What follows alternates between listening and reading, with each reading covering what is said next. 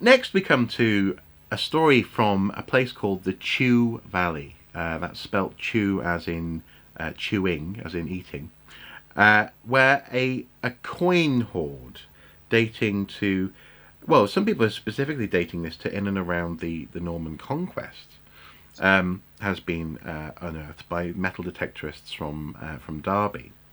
They apparently found this hoard back in January, and the hoard is the largest Norman treasure found since, well, declared at least, since 1833.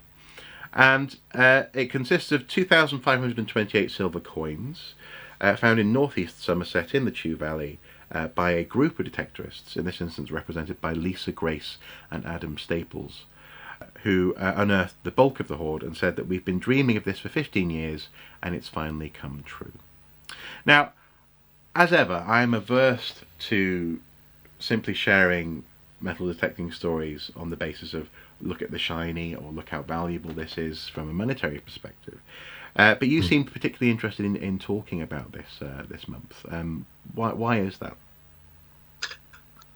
Because I think it highlights a number of issues around metal detecting, and I think it's a particularly important story given we're waiting for the results of the consultation that the DCMS ran into the 1990 Treasures Act and the conduct of the PAS, Portable Antiquities Scheme. Because I don't want to attack these two individuals, ad hominem. Mm-hmm. But the thing that struck me about it was, it's a bog standard report of a major metal detecting find. Now, two things happened. Before the official announcement came from the British Museum, there was a story run in, I think it was the Daily Mail, which was talking about the circumstances of the find and leading on the monetary value, which suggested to me that this was being spun.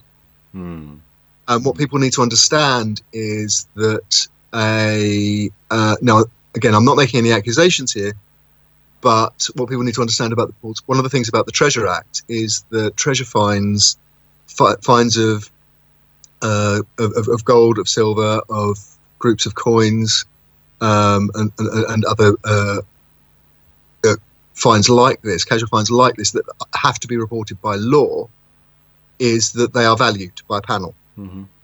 And there has been pushback from metal detectorists in the last few years suggesting that finds have been undervalued. Yes. Now, so by putting a value out in the marketplace, if you like, out in public, that is implicit pressure on the valuations panel at the British Museum. Because then the story will be that the museum is under. If they come in with a smaller value, people say, "Oh, well, why is that?" The other thing is that when the story was reported in detail, and I've got the BBC report in front of me here, the circumstances that they describe. Just let me find the right sentence. Yes, there's the background.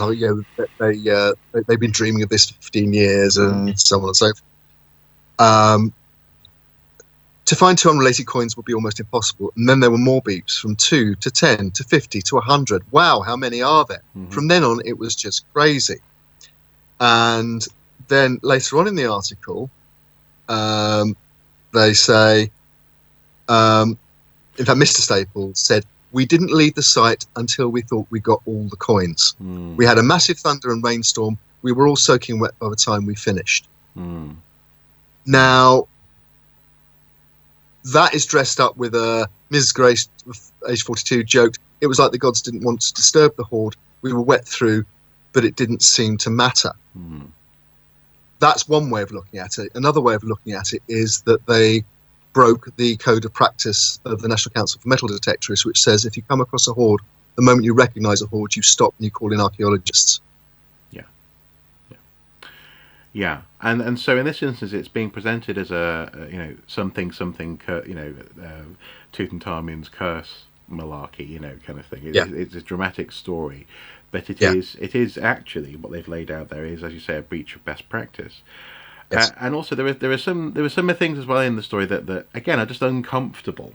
For example, what we need to do is translate this into some sort of modern value. They say. Now this is in the spirit of, if you look at the true value of this, it's about 500 sheep, for example. But they don't actually go on to actually translate that into a modern value. It's simply, again, it seems like lots of throwaway references to value, to worth, as you say. There are reasons to believe that this is part of a broader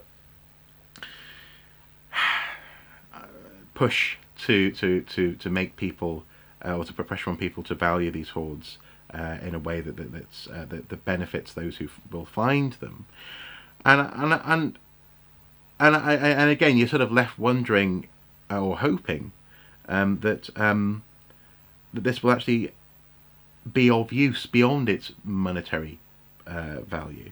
I mean, yes, okay, we now have some interesting. There's a portrait of William the Conqueror, Harold II.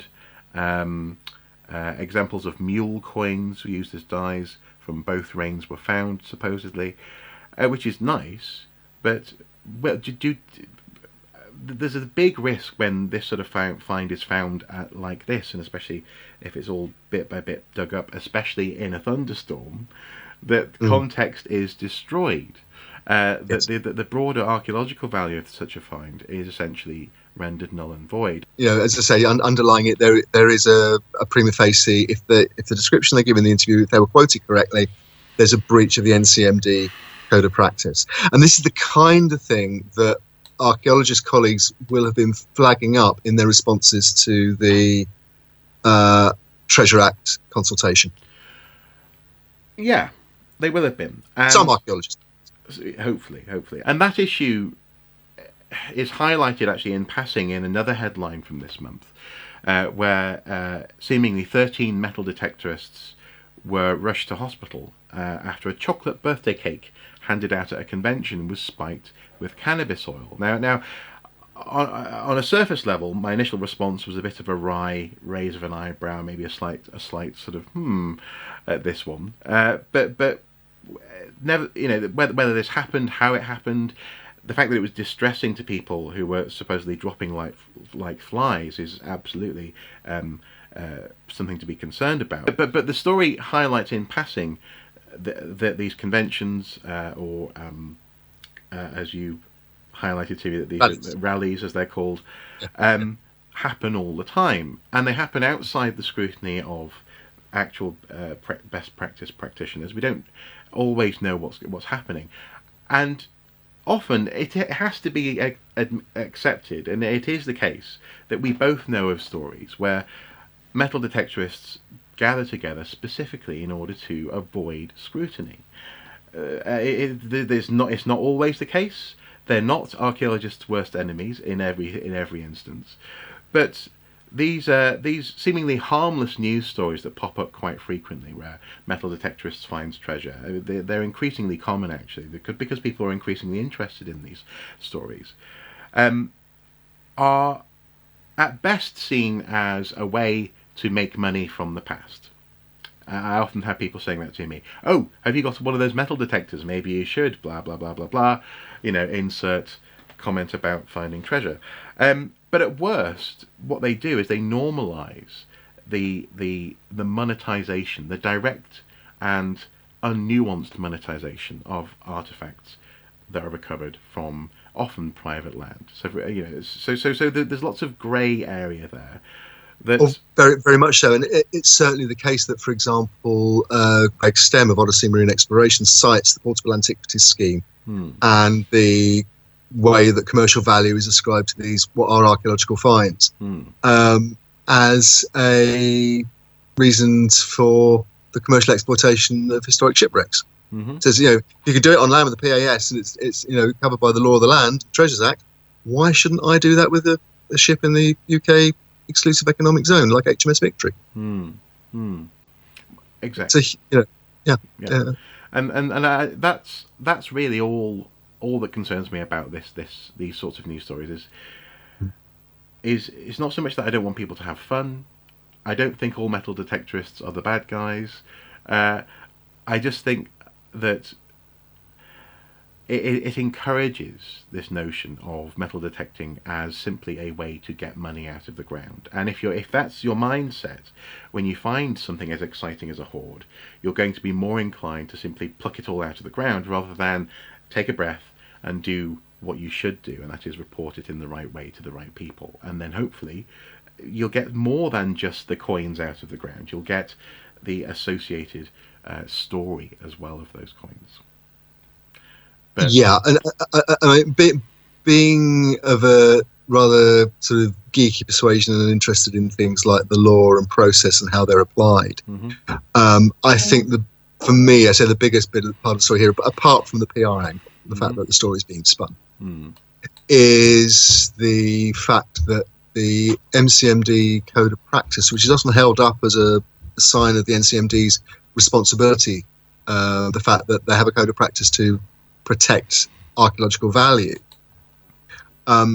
is not actually being observed and is not actually enforced. Now, okay, I don't know if the two people concerned here are NCMD members. They may not be. They may not even have read the code of practice. No.